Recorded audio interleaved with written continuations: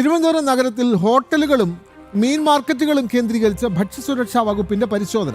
മീൻ കഴിച്ചതിനെ തുടർന്ന് ദേഹാസ്വാസ്ഥ്യം റിപ്പോർട്ട് ചെയ്തു എന്ന വിവരത്തെ തുടർന്നാണ് നടപടി. വിവരങ്ങളുമായി പ്രശാന്ത് ശങ്കരമംഗലത്ത് ചേരുന്നു. പ്രശാന്ത്, ഇന്ന് നടന്ന പരിശോധനയിൽ ഏതെങ്കിലും തരത്തിൽ ഉള്ള ഇത്തരത്തിലുള്ള ആരോഗ്യപരമായ പ്രശ്നങ്ങൾ ഉള്ള അല്ലെങ്കിൽ ഏറ്റവും മോശപ്പെട്ട തരത്തിലുള്ള ഭക്ഷ്യവസ്തുക്കൾ, പ്രത്യേകിച്ചും മീനിന്റെ സാമ്പിളുകൾ ശേഖരിക്കാൻ കഴിഞ്ഞിട്ടുണ്ടോ? ഹോട്ടലുകളും മീൻ മാർക്കറ്റുകളും കേന്ദ്രീകരിച്ചായിരുന്നല്ലോ ഭക്ഷ്യസുരക്ഷാ വകുപ്പിന്റെ പരിശോധന. പ്രശാന്ത് ശങ്കരമംഗലത്ത്.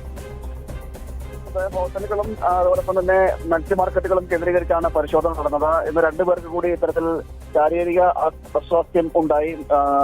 മീൻ കഴിച്ചതിനെ തുടർന്നാണ് ഇത്തരത്തിൽ ഉണ്ടായത്. അതിന് പിന്നാലെയാണ് വ്യാപകമായ രീതിയിൽ പരിശോധനകൾ നടത്താൻ ഭക്ഷ്യസുരക്ഷാ വകുപ്പ് തീരുമാനിച്ചതെന്നാണ് നമ്മൾ മനസ്സിലാക്കുന്നത്.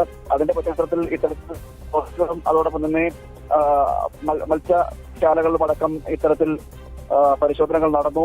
നിരവധി സാമ്പിളുകളും ഇതിനോട് ഒപ്പം സ്വീകരിച്ചു എന്നാണ് അറിയാൻ കഴിയുന്നത്. ഇത്തരത്തിൽ കഴിഞ്ഞ ദിവസവും ഇത്തരത്തിലൊരു സംഭവം ഉണ്ടായിരുന്നു. അതായത് ഭക്ഷ്യവിഷബാധയേറ്റ് രണ്ടുപേർ മരണപ്പെടുന്ന ഒരു സാഹചര്യം ഉണ്ടായിരുന്നു. ഒരു കുടുംബത്തിൽ തന്നെ രണ്ടുപേർ ഗുരുതരാവസ്ഥയിൽ ഇപ്പോഴും ചികിത്സയിൽ കഴിയുന്ന ഒരു സാഹചര്യമാണ്. അങ്ങനെ വിഴിഞ്ഞത്തു നിന്നും ഇത്തരത്തിൽ മീൻ കഴിച്ചതിനെ തുടർന്നാണ് അത് സംഭവിച്ചത്. ഇതേ തുടർന്നാണ് പരിശോധനകൾ കൂടി ശക്തമാക്കുന്നത്. കാരണം ഈ സുരക്ഷിതമില്ലാത്ത രീതിയിലോ അല്ലെങ്കിൽ മറ്റു രീതിയിലൊക്കെ അഴുകിയ മത്സ്യമോ ഇത്തരം സാധനങ്ങൾ കച്ചവടം ചെയ്യുന്നുണ്ടോ, അതുപോലെ ഈ മാനദണ്ഡങ്ങൾ പാലിക്കാതെയാണോ ഇത്തരത്തിൽ കച്ചവടം നടക്കുന്നത് എന്നടക്കമുള്ള കാര്യങ്ങൾ പരിശോധിക്കുന്നതിന്റെ ഭാഗമായിട്ട് കൂടിയാണ് ഈ ഭക്ഷ്യസുരക്ഷാ വകുപ്പിന്റെ നേതൃത്വത്തിൽ പരിശോധന നടന്നതെന്നാണ് നമ്മൾ മനസ്സിലാക്കുന്നത്. എന്തായാലും വ്യാപകമായ രീതിയിൽ പരിശോധനകൾ നടന്നുകൊണ്ടിരിക്കുകയാണ്. നിലവിൽ ഇത്തരത്തിൽ വീണ്ടും ഒരു ഇടവേളയ്ക്ക് ശേഷം വീണ്ടും ഇത്തരത്തിൽ ഈ ഭക്ഷ്യ സുരക്ഷയുമായി ബന്ധപ്പെട്ട ഹോട്ടലുകളിലെല്ലാം ആ മാനദണ്ഡങ്ങളൊക്കെ ലംഘിച്ചുകൊണ്ട് പാചകം ചെയ്യുന്നു. മാത്രമല്ല ഇത്തരം നേരത്തെ പറഞ്ഞതുപോലെ തന്നെ വീട്ടിലേക്ക് കൊണ്ടുപോകുന്ന ഭക്ഷണങ്ങൾക്ക് അതിന്റെ കൃത്യസമയം രജിസ്റ്റർ ചെയ്യണമെന്നടക്കമുള്ള ചില നിയമങ്ങളും മാനദണ്ഡങ്ങളും ഒക്കെ ഉണ്ടായിരുന്നു. ഇതൊക്കെ ലംഘിച്ചുകൊണ്ട് ചില ഹോട്ടലുകൾ പെരുമാറുന്നതടക്കമുള്ള വിവരങ്ങളും കൂടി ലഭിച്ചതിന്റെ കൂടി പശ്ചാത്തലത്തിലാണ് ഇത്തരം പരിശോധനകളെന്നാണ് അറിയാൻ കഴിയുന്നത്. എന്തായാലും കൂടുതൽ വിവരങ്ങൾ ലഭ്യമായി വരുന്നത് മാത്രമേ ഉള്ളൂ. വ്യാപകമായ രീതിയിൽ പരിശോധനകൾ തുടർന്നുകൊണ്ടേയിരിക്കുകയാണ്. അപ്പോൾ ഒരു കാര്യം കൂടി, നഗരത്തിൽ ഹോട്ടലുകളിൽ അല്ലെങ്കിൽ മീൻ മാർക്കറ്റുകളിൽ ഒക്കെ മീൻ വാങ്ങാൻ കഴിയുമോ? ആളുകൾക്ക് ആശങ്കയില്ലാതെ മീൻ ഭക്ഷിക്കാൻ കഴിയുന്ന സാഹചര്യം ഇപ്പോൾ നിലവിലുണ്ടോ പ്രശാന്ത്? കൂടുതൽ വിവരങ്ങൾ വ്യക്തമാകുമെന്നാണ് മനസ്സിലാക്കുന്നത് വിനോദ്. കാരണം എവിടെയൊക്കെയാണ് ഇത്തരത്തിൽ സംഭവങ്ങൾ ഉണ്ടായത് എന്നടക്കമുള്ള കാര്യങ്ങൾ ഇനിയും കൂടുതൽ വ്യക്തത വരേണ്ടിയിരിക്കുന്നു.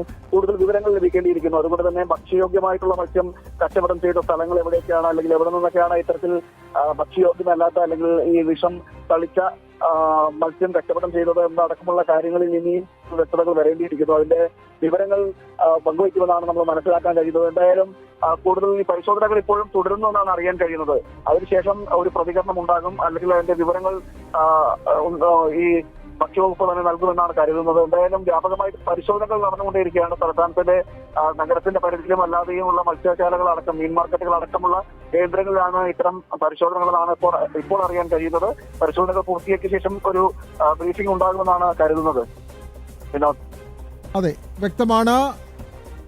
നഗരത്തിൽ മത്സ്യം കഴിച്ചവർക്ക് ആരോഗ്യ പ്രശ്നങ്ങൾ കണ്ടതിനെ തുടർന്നാണ് മീൻ മാർക്കറ്റുകളിലും മത്സ്യം ഭക്ഷണമായി വിളമ്പുന്ന ഹോട്ടലുകളിലും ഭക്ഷ്യസുരക്ഷാ വകുപ്പ് പരിശോധന നടത്തി സാമ്പിളുകൾ ശേഖരിച്ചത്.